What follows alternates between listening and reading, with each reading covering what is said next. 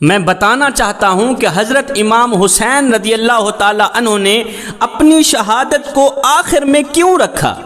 इसलिए कि आपको पता था, आप जानते थे कि मेरे शहीद होने के बाद कोई भी शहीद नहीं होगा। मेरे शहीद होने के बाद कोई भी शहीद नहीं होगा। तारीख़ गवाह है कि हज़रत इमाम हुसैन की शहादत के बाद कोई भी शहीद नहीं हुआ। आपके बेटे, आपके ख़ानदान की रूह रवां, यहाँ तक कि आपकी नस्ल पाक का बुनियादी पत्थर हज़रत इमाम ज़ैनुल आबिदीन भी शहीद नहीं हुए। अगर इमाम हुसैन और पहले शहीद हो जाते तो अली अकबर भी बच जाते, और पहले शहीद हो जाते अली असगर भी बच जाते, ओनो मोहम्मद भी बच जाते, कासिम भी बच जाते। क्योंकि यजीद का टारगेट हुसैन था, यजीद का निशाना हुसैन था। यजीद हुसैन को मारना चाहता था, यजीद हुसैन को शहीद करना चाहता था। हुसैन के लहू की यजीद को ज़रूरत थी। अगर हुसैन और पहले शहीद हो जाते तो कोई भी शहीद ना होता। आप अपने जाविये से सोच रहे होंगे कि हुसैन रहमतुल लिल आलमीन का निवासा है, हुसैन की रगों में रहमत आलम का खून है। इमाम हुसैन हरगिज़ नहीं चाहते कि मेरी वजह से कोई भी जहन्नम में चला जाए। इमाम अली मकाम इमाम हुसैन हरगिज़ नहीं चाहते कि मेरी वजह से कोई जहन्नम का ईंधन बने। इसलिए मौके दे रहे हैं, पता नहीं किस पल में कौन पलट जाए।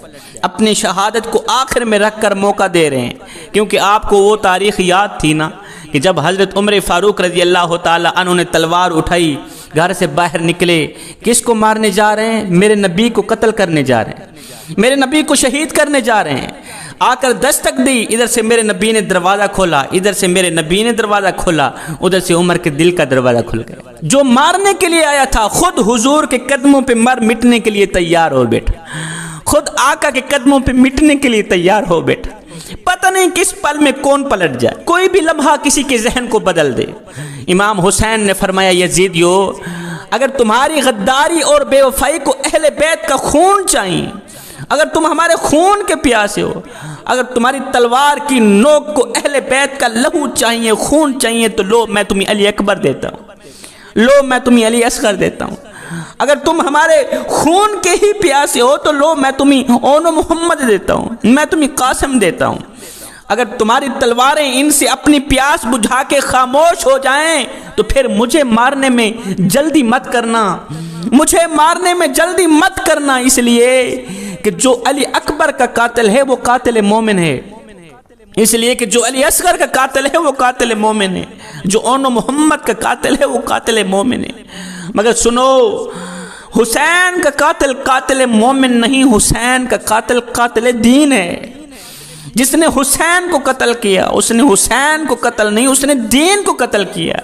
क़यामत के दिन अगर मैं चाहूँ अली अकबर के कातिल को बख्शवा सकता हूँ, असगर के कातिल को बख्शवा सकता हूँ, और मोहम्मद के कातिलों को बख्शवा सकता हूँ, मगर मैं हुसैन हूँ, मुझे मारने वाला दीन का कातिल बन जाएगा। और क़यामत के दिन दीन के कातिल को मैं हरगिज़ नहीं बख्शवा सकूँगा। वो अपने लिए बख्शिश के दरवाजे बंद ना करो, मुझे मारने में जल्दी मत करो। मैं कुर्बान जाऊँ हुसैन तेरे नाम पर, कुर्बान जाऊँ हुसैन तेरी शख्सियत पर। दुश्मन पर भी रहमत की नज़र, हक की तरफ लौटने के मौके ये सिर्फ अली का लाल ही दे सकता है। जब हज़रत इमाम हुसैन रज़ियल्लाहु ताला अन्हु मैदान करबला में जा रहे थे, मैदान में जाने से पहले पहले आपने अपनी प्यारी बहन सैयदा ज़ैनब से जब आखिरी मुलाकात की तो आपका अंदाज़ ये था कि जब मुलाकात करने लगे तो आपने बहन की कलाई चूमी, सैयदा ज़ैनब रज़ियल्लाहु ताला अन्हा की कलाई चूमी, और सैयदा ज़ैनब ने अपने भाई हज़रत इमाम हुसैन का पहले गला चूमा, फिर जुल्फ़ों को बोसा दिया, पहले गले को बोसा दिया, फिर जुल्फ़ों को बोसा दिया। इमाम हुसैन रज़ियल्लाहु ताला अन्हु ने पूछ लिया, बहन आज तो आप मामूल के ख़िलाफ़ ही काम कर रही हैं, ख़िलाफ़ मामूल काम हो रहा है। पहले आता था आप मेरी पेशानी चूमती थी, आज आपने पहले मेरे गले को चूमा, फिर मेरी जुल्फ़ों का बोसा दिया, आखिर वजह क्या है? बहन रो पड़ी, रो कर कहने लगी, ओ मेरे वीर, आज रात मेरी माँ सैयदा फ़ातिमतुज़ ज़हरा मेरे ख्वाब में आई थी, रो कर कहा था आज तेरे भाई का आखिरी दिन है, आज रज रज के दीदार कर लेना, रज रज की ज़ियारत कर लेना। आज मेरे हुसैन का आखिरी दिन है, हुसैन का गला भी चूम लेना, हुसैन की जुल्फें भी चूम लेना।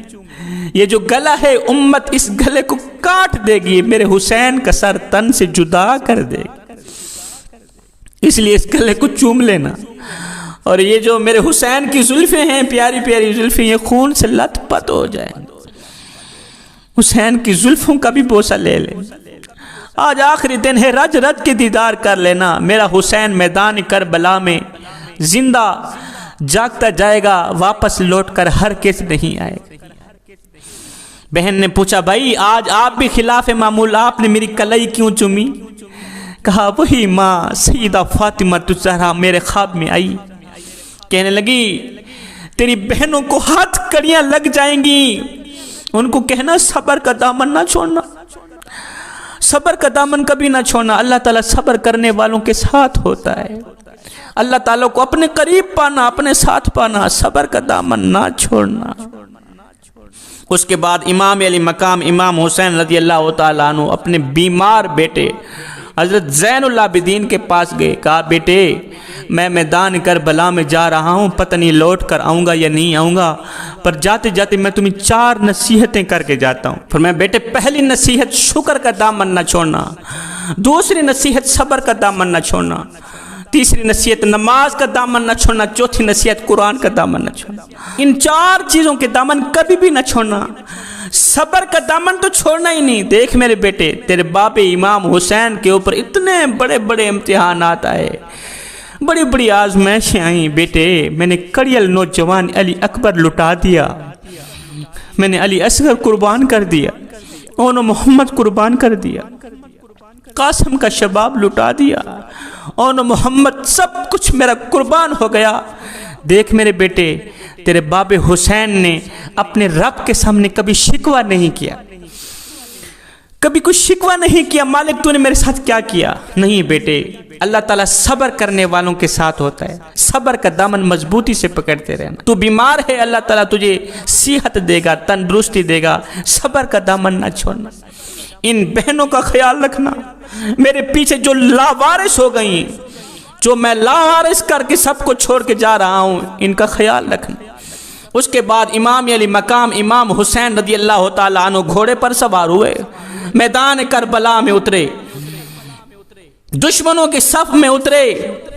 इमाम हुसैन रज़ी अल्लाह ताला अन्हु ने नयाम से तलवार बाहर निकाली, हवा में लहराई, ऐसे लग रहा था जैसे आसमान के सारे तारे तलवार में समा गए हो, ऐसे लग रहा था जैसे हैदर कर्रार का बाजू हुसैन के बाजू में समा गया, ऐसे लग रहा था जैसे सिद्दीक की सदाकत, फारूक की अदालत, उस्मान की सखावत हुसैन के सरों पे पहरा दे रही हो। इमाम अली मकाम इमाम हुसैन ने जब तलवार हवा में लहराई तो ऐसे लग रहा था जैसे सैयदा फातिमा ज़हरा ने दुआ के लिए हाथ उठा दिए हों, ऐसे लग रहा था जैसे नाना नबी मदीने से करबला में उतर आए हो। इमाम अली मकाम इमाम हुसैन रज़ी अल्लाह ताला अन्हु ने अपनी तलवार चलाई, तलवार चलती रही, यजीदियों के गले काटती रही, फिन्नार करती रही। जहां जहां तलवार जाती सर गिरते नजर आते, दुश्मन फिन्नार होते नजर आते। इमाम हुसैन की तलवार चलती रही, यजीदियों के गले काटती रही, फिन्नार करती रही। यजीदियों में हिलचुल मच गई, सन्नाटा छा गया, इज़्तिराब फैल गया। और ये क्या हो रहा है, इसे रोको, और कहीं तारीख रकम न कर दी जाए कि एक ही सिपाही ने लाखों लोगों को मार दिया, एक ही सिपाही ने खड़े होकर लश्कर को गिरा दिया, और कहीं तारीख रकम न कर दी जाए, इसे रोको। उस वक़्त किसी ने कहा, हुसैन इब्ने अली हमें मदद की इजाज़त दो। फरमाया, हरगिज़ नहीं, ये इम्तिहान सिर्फ फातिमा ज़हरा के बेटों का है, ये इम्तिहान अली की औलाद का है, और इम्तिहान गाह में मदद लेना तालिब इल्म की कमज़ोरी है। हाँ हाँ, मैंने मदद ली थी जब सैयदा फातिमा ज़हरा की गोद में था, मैंने मदद ली थी जब अली के आंगन में था, मैंने मदद ली थी जब तरबियत गाह में था। लेकिन सुनो, एग्जामिनेशन हाल में मदद मांगना तालिब इल्म की कमजोरी है, जुर्म है। पता चला कि इमाम हुसैन उस वक़्त दर्स गाह में नहीं थे, इम्तिहान गाह में थे, और बता रहे थे, दिखा रहे थे, लोगों देखो जिस तरह नाने नबी ने मुझे बनाया था मैं बन चुका हूँ। सैयदा फातिमतुज़ ज़हरा और अली ने जिस तरह मुझे संवारा था मैं संवर चुका हूँ। हुसैन की तलवार चलती रही, यजीदियों के गले काटती रही। जहां जहां तलवार चलती गले कटते नजर आते। यजीदियों में हलचल मच गई, इस्तराब फैल गया, सन्नाटा छा गया कि इस तलवार को रोको, कहीं तारीख रट न कर दी जाए कि एक ही सिपाही ने सारे के सारे लश्कर को मार गिराया। और नादानो, जिस तलवार को प्यास ना रोक सकी, भूख ना रोक सकी, अली अकबर की लुटती हुई जवानी ना रोक सकी, अली असगर की प्यासी जुबान ना रोक सकी, कासिम का लूटा हुआ शबाब ना रोक सका, मौत ना रोक सकी, उस तलवार को तुम कैसे रोक सकते हो? हुसैन की तलवार चलती रही, भेड़ियों की तरह यजीदियों के गलों को काटती रही। अब इस तलवार को कोई नहीं रोक सकता, अब इस तलवार को कोई नहीं रोक सकता। लेकिन अचानक मेरे पीर इमाम हुसैन की तलवार रुक गई। अचानक मेरे पीर इमाम हुसैन की तलवार रुक गई। यजीदियों में खौफ पैदा हो गया, खौफ लाहिक हो गया, सोच में मुब्तला हो गए कि जिस तलवार को भूख ना रोक सकी, प्यास ना रोक सकी, मौत ना रोक सकी, खौफ ना रोक सका, वो तलवार अचानक कैसे रुक गई? वो तलवार अचानक कैसे रुक गई?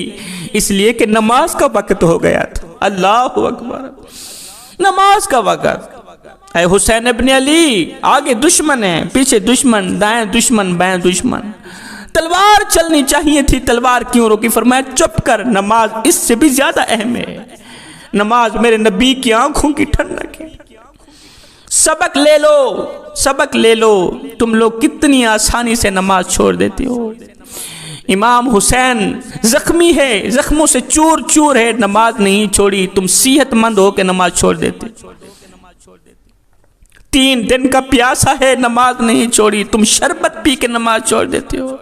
भूखा है, नमाज नहीं छोड़ी। तुम दिन में 5 टाइम खा के नमाज छोड़ देते हो। हट्टे घट्टे हो, सेहतमंद हो, नमाज छोड़ देते हो। आज 5 दोस्त इकट्ठे बैठे होते हैं, उधर से आज़ान की आवाज़ आती है, मुअज्जिन कहता है हय्या अला सलाह, चले आओ नमाज की तरफ। इधर से एक दोस्त कहता है जी आजकल दीन पे चलना बड़ा मुश्किल हो गया है। बाकी भी इसकी बात पे अपना सर हिलाते हैं जैसे कि इसने कोई फलसफे की बात कह डाली। दीन पे चलना बड़ा मुश्किल हो गया। ये वो शख्स कह रहा है जो मस्जिद में जाता है तो आगे ठंडा और गर्म पानी दस्तयाब है। वुजू करने के बाद जब मस्जिद के अंदर दाखिल होता है तो आगे ठंडा और गर्म माहौल दस्तयाब है। ऐसे लगे हुए हैं, हीटर लगे हुए हैं, मखमली कालीन बिछे हुए हैं, मखमली कालीनों पे खड़ा होकर कयाम करने वाला, मखमली कालीनों पे बैठ के रुकू करने वाला, सुजूद करने वाला बड़े नाज और नखरे से कह रहा होता है जी दीन पे चलना बड़ा मुश्किल हो गया है। मैं कहता हूँ साहिब आज दीन तेरे लिए मुश्किल है या करबला वाले हुसैन के लिए मुश्किल था, जिन्होंने इस दीन के लिए अपना तन मन धन सब कुछ कुर्बान कर दिया। ओन मोहम्मद लुटा दिए, कड़ियल नौजवान लुटा दी। दीन उनके लिए मुश्किल था, ये दीन तेरे लिए मुश्किल है। और जिनके लिए दीन मुश्किल था उन्होंने तो कहा ही नहीं दीन पर चलना मुश्किल हो गया। तेरे ऊपर कौन सी ऐसी आफत आन पड़ी है कि आज तू बातों बातों पे कहता है जी दीन पे चलना बड़ा मुश्किल हो गया। नमाज का वक्त हो गया, इमाम हुसैन के आगे पीछे दाएं बाएं दुश्मन ही दुश्मन है, तलवार उठा के खड़े हैं। फरमाया नहीं नमाज नहीं छोड़नी। मेरे पीर इमाम हुसैन ने कयाम किया, रुकू किया। जब आप सजदे में गए तो यजीदियों ने कहा कि अच्छा वक्त है कि यहाँ पे ही काम तमाम कर दो। अगर ये नमाज से फारिग होकर उठते हैं फिर हमें मारेंगे, फिर बिजली कड़केगी, फिर खैबर शिकन का बेटा यजीद शिकन बनकर उभरेगा, फिर हमें जलील करेगा, रुसवा करेगा। मौका मिल गया है, सजदे में इसका सर तन से जुदा कर दो। एक यजीद ने तलवार उठाई, दोनों हाथों से फुल जोर लगा के तलवार की नोक आसमान की तरफ गई। आसमान रोने लगा, धरती कांप उठी, फरिश्ते रोने लगे। एकदम रोने वालों के दिल लरसने लगे, एकदम फरिश्तों में हलचल मच गई। रूहे नबी को सदमा पहुंचा। हजरत सैयदा फातिमतुज़ ज़हरा का दिल टूटा, अली का दिल टूटा। ऐन सजदे पर एक जालिम आया, उसने ऐसा खतरनाक हमला किया कि मेरे पीर इमाम हुसैन का सर तन से जुदा कर दिया। सर तन से जुदा हो गया। इन्ना लिल्लाहि व इन्ना इलैहि राजिऊन। इमाम अली मकाम इमाम हुसैन ने जब अपनी पेशानी सजदे पे रखी, मुस्कुरा कर कहा, मेरे मालिक मैं तेरी तकदीर पे राजी हो गया हूँ। मालिक तेरी तरफ से जो दुख आए मैंने कबूल किए, तेरी तरफ से जो गम आए मैंने कबूल किए। मालिक तेरे नाम पर मैंने अपना सब कुछ कुर्बान कर दिया। मालिक तुझे राजी करने के लिए मैंने इतना कुछ किया। बता तो सही, तू भी हुसैन पे राजी हुआ है कि नहीं हो? इन्ना लिल्लाहि व इन्ना इलैहि राजिऊन। मैं सोच में पड़ गया कि इमाम अली मकाम इमाम हुसैन खैमे में थे, शहीद नहीं हुए। इमाम हुसैन मैदान करबला में आए, शहीद नहीं हुए।